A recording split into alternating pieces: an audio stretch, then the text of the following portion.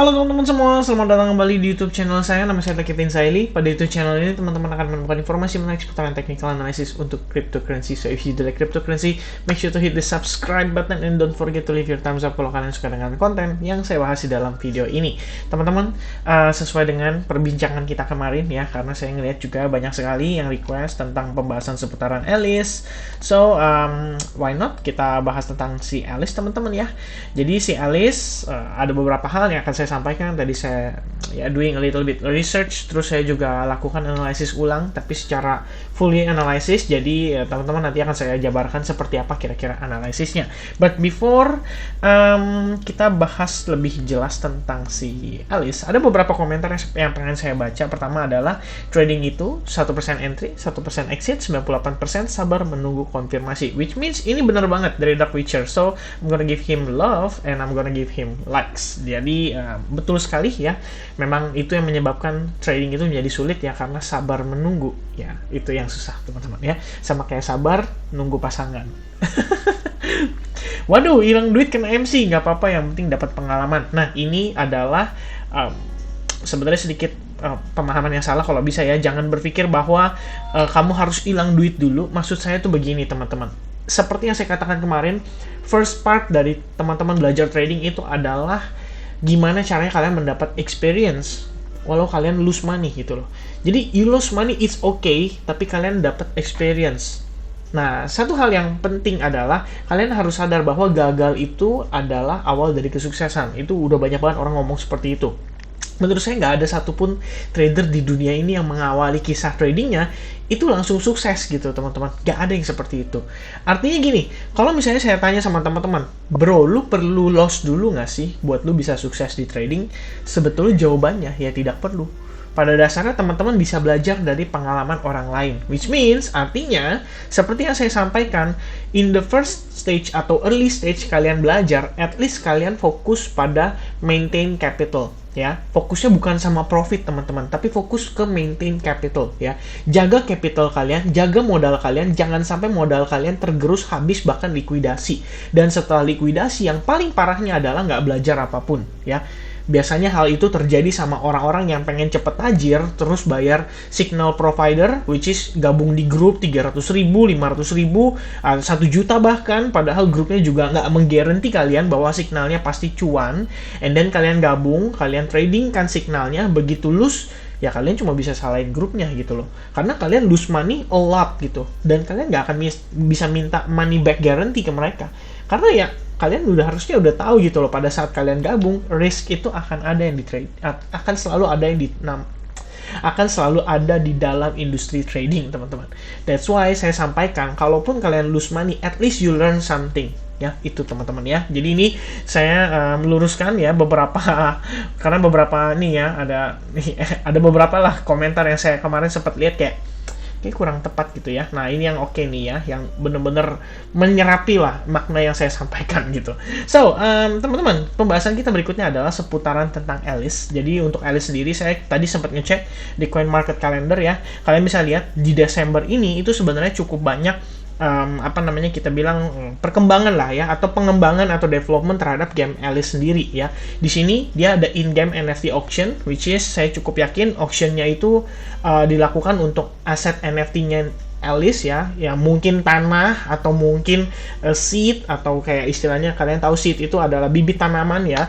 Lalu dia tanggal 31 Desember juga atau lebih awal itu ada farm and craft ya. Mungkin ini kayak semacam dia testing kali ya.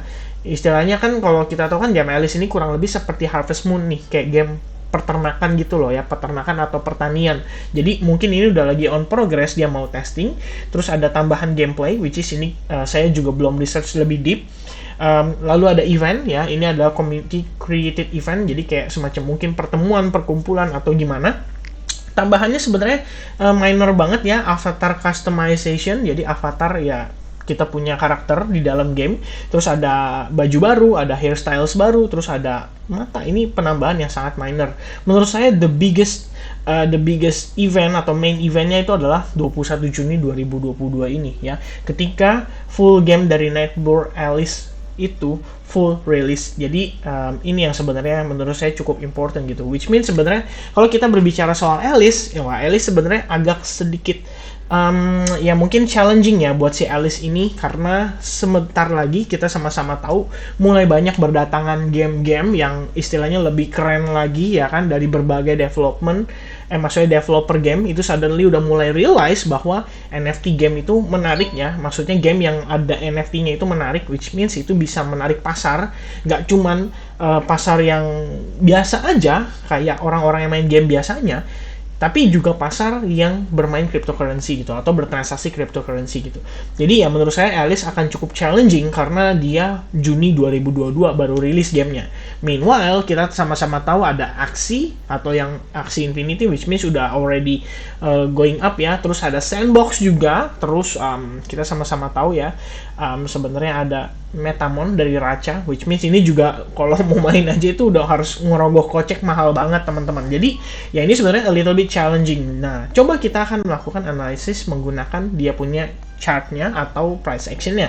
Tapi in the end teman-teman harus tahu fundamentally ya dia akan cukup challenging ya teman-teman. Jadi yang Desember ini menurut saya event-eventnya tuh minor, kecuali yang in-game NFT auctions itu mungkin akan berbeda teman-teman ya. Mungkin akan memberikan impact yang sedikit lebih besar. Alright, so untuk Alice kita akan start analisisnya menggunakan time frame daily. Jadi sebetulnya saya udah preparing chart juga buat teman-teman. Chart ini sebenarnya bukan saya prepare barusan, karena memang ini sebenarnya chart udah cukup lama dan saya sudah sharing juga di Advance Group pada saat waktu lalu sekitar di harga $24 atau kisaran Fibo 1618. Itu kita udah sempat inform di teman-teman Advance Group untuk mulai lakukan take profit berkala, karena saya cukup yakin di sini merupakan potensi wave 3-nya kita ya, atau sub wave 3-nya kita sebenarnya menuju ke wave 3 secara major. Dan sebenarnya kalau di sini kita lihat, saya kan gambarkannya di $50 ya, kira-kira ya $50, dan ini berdasarkan kita tarik Fibonacci kita bilang ini trend base Fibonacci ya, trend base Fibonacci extension kita tarik dari wave 1 to wave 2, saya dapati potensialnya itu di $50, dan ini saya menggunakan chart logarithmic, artinya berpotensi nggak tercapai ke sana? Iya berpotensi, tapi dengan catatan pergerakan dari si Alice itu harus signifikan teman-teman, artinya harus sangat impulsif. Mungkin seperti yang kita ketahui lately ini atau recently ini, Alice suddenly dia partnership ya dengan Sandbox, dan itu yang sempat menyebabkan Alice itu suddenly rally sangat signifikan, bahkan break dia punya key resistance terakhir di kisaran area kurang lebih 21 sampai ya $22 atau $23 lah ya. Finally dia breakout, dan sekarang posisi Alice itu lagi terkoreksi. Kalau teman-teman lihat, sebenarnya ini saya berasumsi dan ya memperkirakan lah kita bilangnya ya. Di sini adalah wave 1 kita, di sini adalah wave 2-nya, dan waktu terakhir kita prediksikan atau proyeksikan atau analisis, perkiraan 1618 ini bisa jadi subwave 3-nya dia gitu loh. Jadi target subwave 3-nya dia, dan ternyata memang dia sedikit spike atau ngelewatin sedikit, mungkin pada saat itu karena Sandbox-nya juga lagi hangat-hangatnya teman-teman. Akhirnya ya kita sama-sama lihat dia mencapai highest point-nya itu di kisaran $28 untuk si Alice teman-teman ya.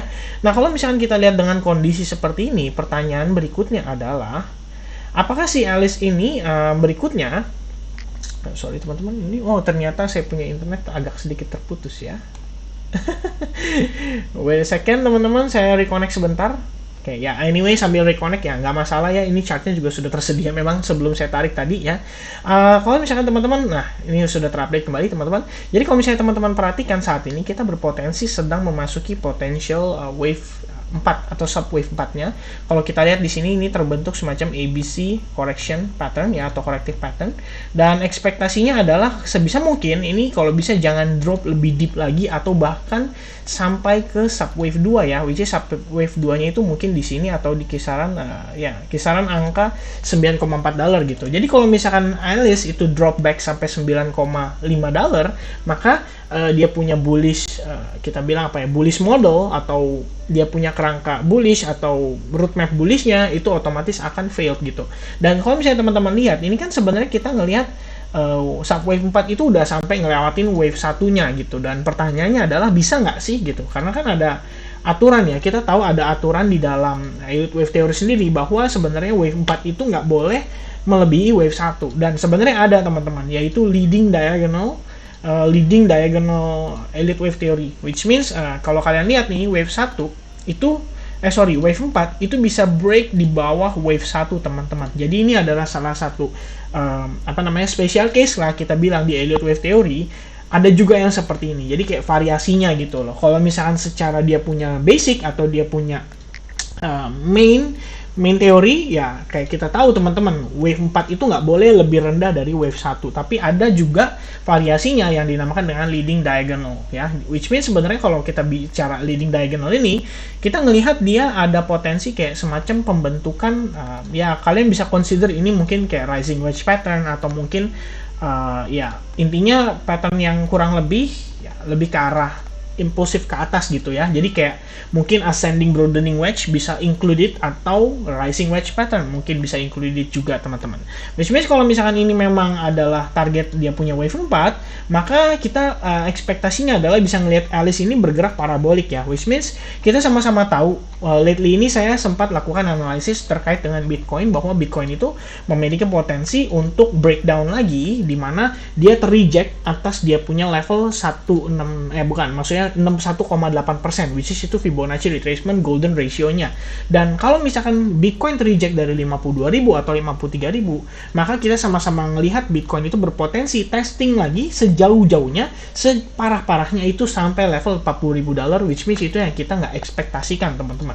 Tapi kalau misalkan kita ngelihat ternyata Bitcoin testing sampai level tersebut dan Alice ikut ketarik, maka harapannya atau ekspektasinya adalah Alice itu tidak boleh break dari di level kurang lebih di area ini teman-teman ya.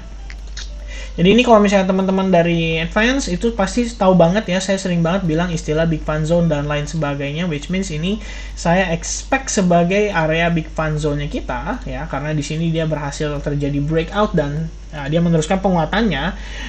Terutama kalau misalnya untuk time frame daily, kalian harusnya bisa lihat clearly bahwa ini adalah big fan zone-nya kita teman-teman ya. Jadi sepanjang area ini tuh adalah area yang harus dipertahankan oleh si Alice ya. Jadi ini adalah key supportnya Alice untuk dia memaintain bullish momentumnya teman-teman. Nah kalau misalnya kita lihat nih, seperti yang tadi saya sampaikan, ini udah clearly ya, kita bisa melihat bahwa si Alice ini kurang lebihnya ya dia sudah memasuki fase ABC corrective pattern ya. Kalau kalian lihat di sini, ini kita udah lihat masuk ke fase korektifnya dia. Jadi prosesnya kurang lebih kalau dijabarkan ya, ini secara major kurang lebih gambarnya seperti ini teman-teman ya. Ini gambarannya ya. Ekspektasinya adalah Alice harus bisa maintain di atas level ini. Dan kalau kita lihat dengan seksama, ini sebenarnya bisa jadi kita consider sebagai inverse head and shoulders pattern, which means dia harus breakout untuk bisa konfirmasikan bahwa Alice itu ready melakukan penguatan kembali.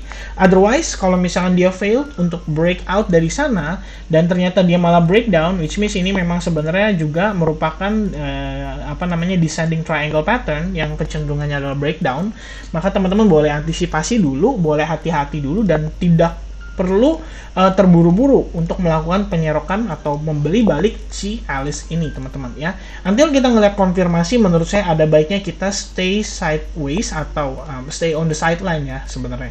Jadi lebih ke arah apa ya, kalau kita bilang lebih ke wait and see lah, untuk memastikan bahwa Alice ini memang menunjukkan ke kita dulu bahwa oke, ternyata dia memang sudah siap ya untuk rebound kembali gitu. Tapi kalau misalnya kita belum lihat konfirmasi, untuk apa teman-teman ya? Buat apa kita berspekulasi dengan kondisi bahwa oke, ini kayaknya bakal jadi bottomnya teman-teman ya. Nobody can expect that until konfirmasi itu terjadi. Sebetulnya seperti itu kurang lebih gambarnya. So I think itu adalah analisis saya seputaran Alice atau Midnight Burr Alice. Mudah-mudahan apa yang saya sampaikan di dalam video ini itu bisa bermanfaat buat teman-teman, either dari fundamentally atau dari technical analysis, apapun yang positif mudah-mudahan bisa nyantol ke teman-teman ya, apapun itu yang positif. Jadi thank you so much buat teman-teman yang udah nonton video ini sampai selesai. Juga jangan lupa likes buttonnya kalau misalnya kalian suka dengan konten yang saya bagikan melalui video ini, dan sampai ketemu lagi di update berikutnya untuk Bitcoin. Dan kalau misalnya teman-teman berkenan, mungkin boleh tinggalkan komentar 2,5% karena kalian nonton sampai finish ya, which means itu yang saya harapkan supaya teman-teman bisa dapat the whole story yang saya sampaikan melalui video ini, gak setengah-setengah gitu ya. So thank you very much once again. I'll see you guys again in the next update of Bitcoin. Cheers.